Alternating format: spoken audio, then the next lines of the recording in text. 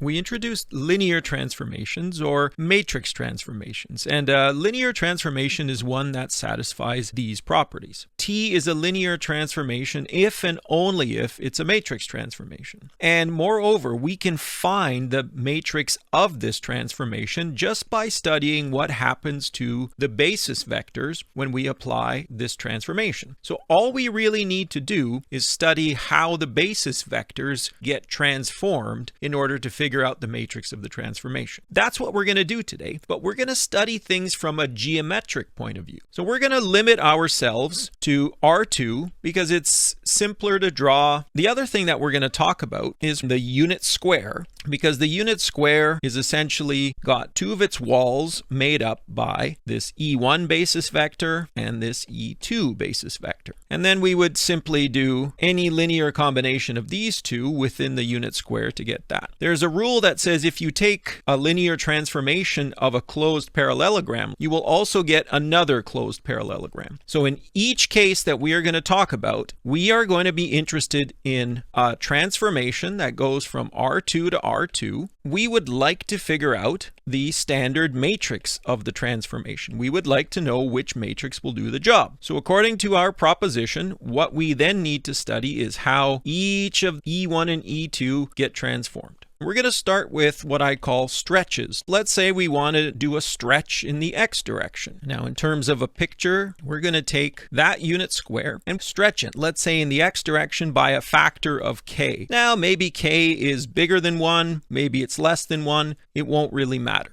We are going to take every single vector in here and transform it to every single vector in there. We would like to build a transformation that does this. Only the x component will get affected. You can think of a vector x and y converted to kx and y. So if we talk about the first basis vector, E1, and we transform it, what does it turn into? It should turn into the vector that's k times as long. So this should be k times E1. The transformation on this should end up being k and 0. If we were to study what happens to the second basis vector up here, E2, nothing should happen. The second basis vector is not made up of any x components. So we expect it to be unchanged. So if we would like a matrix that stretches things horizontally, all we need to do in the 2x2 setting is simply plug in these results. And so this matrix will stretch a vector in the x direction. So for example, if I were to go 3, 0, 0, 1 onto some vector x and y, it's going to get you a 3x, and then it's going to get you a y. So only the x direction has been stretched. I can also do a y stretch. So I can take the two unit vectors, and I would like to transform this into a rectangle. So it's still the same in the x direction, but let's say it's some value k now in the y direction. If I were to take the basis vector E1, I expect there to be no change. I expect that this transformation should leave E1 unchanged. Maybe we'll call this R up here. And I expect that E2 should be turned into a lengthened vector because it does have an y component. So the matrix of this transformation would be 1, 0, 0, R. If you wanted, you could combine both of them. You could have a matrix that performs stretches in the x direction and it performs a different stretch in the y direction. You should note that this is just a scaling of the identity matrix rows. So we are acting separately on the x entries here than we are the y entries there. This is a diagonal matrix and it stretches along the E1 and the E2 directions. A little bit later, we're going to talk about trying to turn every matrix into a diagonal matrix and stretching it along certain directions. Now, a really important type of matrix is to do with rotation. So let's say that we would like to rotate some vector x by theta in the counterclockwise direction, and theta will be in radians. So if I give you a vector x, I would like to apply some matrix transformation to it that will cause it to rotate by some amount here, theta.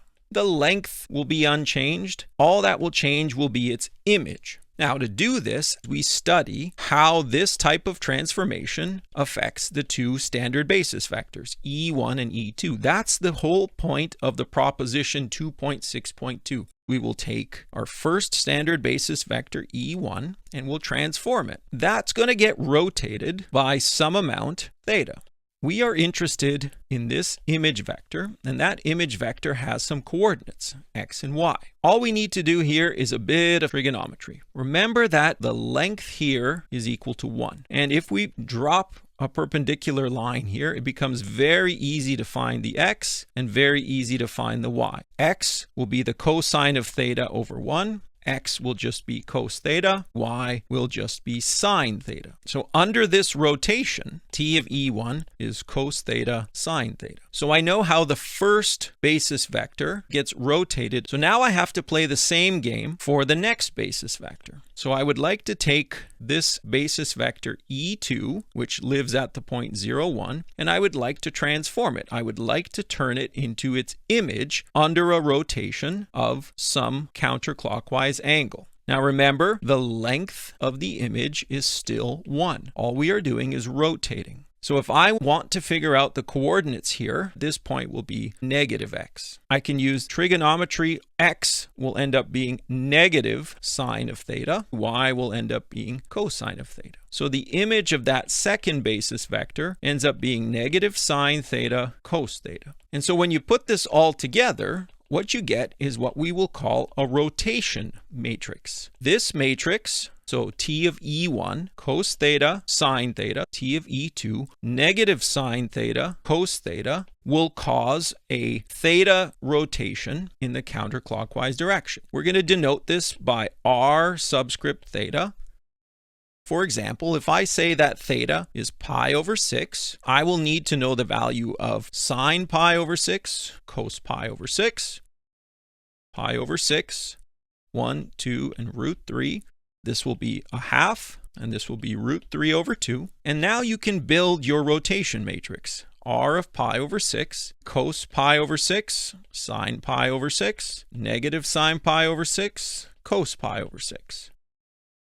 You'll get a root 3 by 2, negative 1 half, root 3 by 2.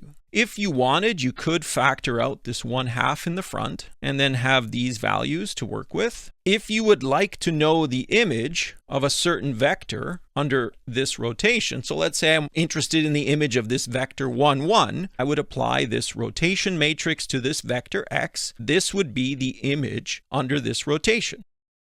So I'd get a half, root 3 minus 1, and a 1 plus root 3. And these would be then the coordinates of t of x in R2. So in this sense, what we can do is build any rotation that we'd like. There's another kind of geometric action that we're going to talk about called a reflection, where you flip your vector along a prescribed line. The simplest ones would be along the Cartesian coordinate axes. So for instance, if I have a unit square, I would like to find a transformation that flips it in the x direction. So it would be at -1, whereas this height would still be the same. All I'm doing is trying to study what happens to the unit basis vectors. So if I take E1 and I apply the transformation to it, I know it should end up being over here at negative E1. So the image of E1 should be -1 and 0, whereas if I were to take the second standard basis vector E2 and I apply that horizontal reflection, there should be no change because there's no component for it to flip. So T of E2 should just then be 0, 1. This would be the reflection matrix about the x-axis, or if you want, you could think of it as y equals 0. It would be this matrix, -1, 0, 0, 1. So here's a really simple test. If I have the vector 3, 1, then -1, 0, 0, 1 onto my 3 and 1 should give me this. Now, if I do the same thing, I could have a y-axis. My apologies, I've been saying the wrong thing, but the math still stands. So this should be a flip on the y-axis, horizontal flip. This should have been around the line x equals 0. Similarly, I could do an x-axis flip. So that means I take the negative of the y coordinate, find that the matrix of transformation here is just going to flip all of the y coordinates and make them negative. You could combine them and then have a matrix that flips in both directions. In the next video, I'm going to talk about how to reflect about any line.